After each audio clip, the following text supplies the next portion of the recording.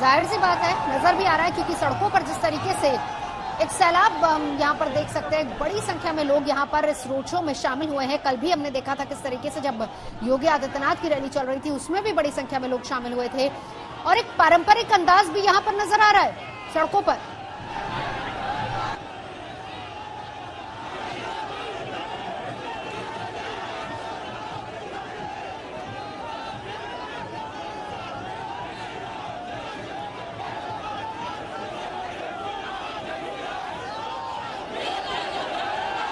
लगातार बताते जा रहे हैं आपको खास क्यों है ये चुनाव। देखिए, इसकी हदें 4 जिलों में फैली हुई है।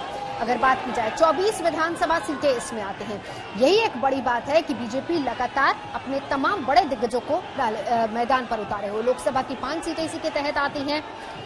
अमित शाह का ये रोड शो बहुत अहम है। 2023 में होने हैं विधानसभा चुनाव, लेकिन उससे पहले जो सियासी मूड है वो भी एक तरीके से पता चलेगा। वोटर तादाद के लिहाज से अगर देखा जाए तब भी बहुत अहम और बहुत बड़ा चुनाव इसको माना जा रहा है। राज्य के सियासी मूड की झलक क्या है वो भी इसके नतीजों के जरिए समझ में आएगी। 1 तारीख यानी कि 1 दिसंबर को वोट डाले जाने और जीते तो विधानसभा चुनाव में भी काफी हद तक मदद मिलेगी।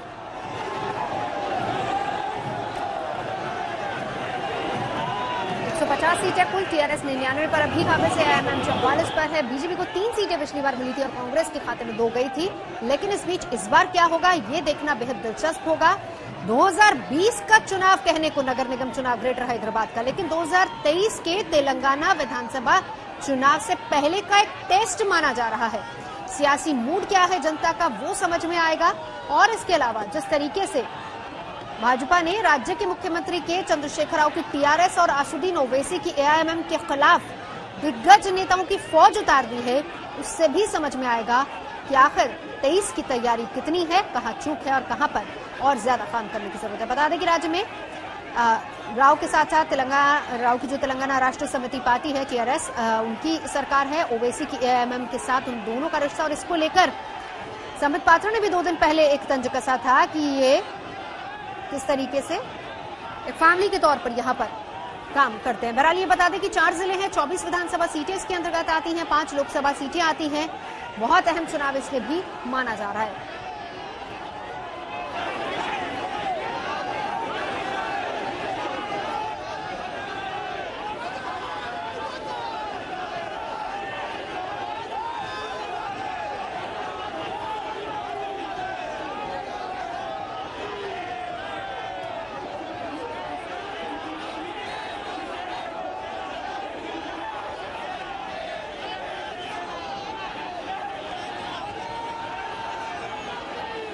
तो गृह मंत्री अमित शाह रोड शो करते हुए बहुत अहम आज का दिन, क्योंकि हैदराबाद पहुंचने के बाद सबसे पहले भाग्य लक्ष्मी मंदिर में देवी दर्शन किए, मंदिर जाकर पूजा अर्चना की और इसके बाद रोड शो, जिसमें बड़ी संख्या में लोगों को देख सकते हैं। आसपास दूर दराज से लोग यहां पर आए हैं और इस रोड शो में हिस्सा ले रहे हैं। और इसके बाद आपको ये भी बता दें कि एक प्रेस कॉन्फ्रेंस भी अमित शाह को करनी है।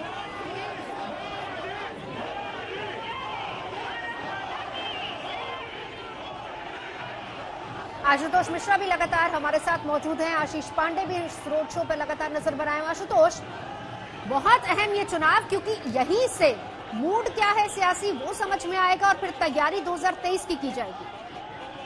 बिल्कुल, और ये बीजेपी की अपने आप में अलग रणनीति, क्योंकि दक्षिण भारत में अगर आपको पैर पसारने हैं तो बीजेपी के पास कर्नाटक का किला तो है, लेकिन उसके आगे पीछे अगर आपको जाना होगा तो काफी मेहनत करनी होगी और साथ ही आपको एक जगह भी खोजनी होगी जहां से आप प्रयोग कर सकें।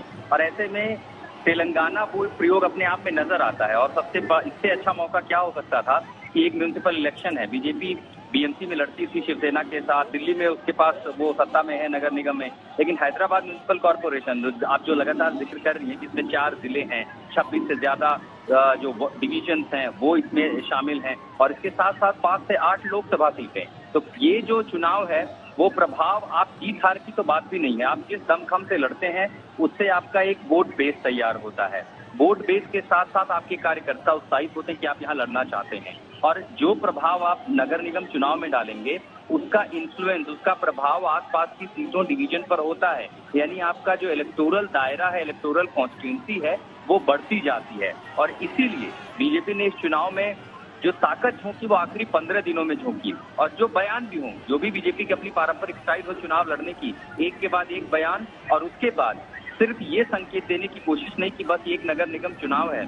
जब बीजेपी के अध्यक्ष आए उन्होंने खुद भी ये कहा कि इसे छोटा चुनाव क्यों कहा जाता है। चुनाव तो चुनाव होते हैं क्योंकि इसमें लोकसभा सीटें शामिल हैं, इसमें विधानसभा सीटों के रहने वाले लोग हैं, इसीलिए कोई साधारण चुनाव नहीं है। बीजेपी ने उसे जस्टिफाई भी किया कि अगर वो ताकत नगर निगम चुनाव में लगा रही है तो ये कोई लोकल इलेक्शन नहीं है, और ये लोकल इलेक्शन अगर नहीं है तो वो आपको तस्वीरें दिखाई पड़ रही हैं स्क्रीन पर कि कैसे हजारों का हुजूम, कार्यकर्ताओं का समूह, बीजेपी के सभी नेता राज्य के, चाहे वो किशन रेड्डी हों, सीसी रवि हों, या फिर राजा हों, उनके जो विधायक हों, या फिर जो संजय हैं, इनके बंदी संजय, जिनका बयान काफी विवादास्पद रहा, इस पूरी ताकत के साथ, दमखम के साथ वो मैदान में उतर गए। और अब ये रोड शो सिकंदराबाद में, आप ये देखें कि अमित शाह ओल्ड सिटी आए, जहां पर ये चार मीनार है, ये पुराना हैदराबाद है, जिसे ओल्ड सिटी कहा जाता है। और इस ओल्ड सिटी में अगर वो आते हैं तो आस्था तो अलग है, लेकिन इसके साथ साथ एक राजनीतिक संकेत भी है। योगी आदित्यनाथ का रोड शो भी ओल्ड सिटी में करना, नवजोत, वो भी एक संकेत था, और उसी संकेतों के आधार पर बीजेपी अगली अपनी तैयारियां, ये आज जो झलक है, ये दरअसल अब से कुछ साल बाद होने वाले चुनाव की तैयारियों की एक झलक है, लेकिन इसका असर अभी के चुनाव पर पड़ना, तैयारियां कहें तो अभी से शुरू कर दी गई, और इसीलिए ये अहम माना जा रहा है।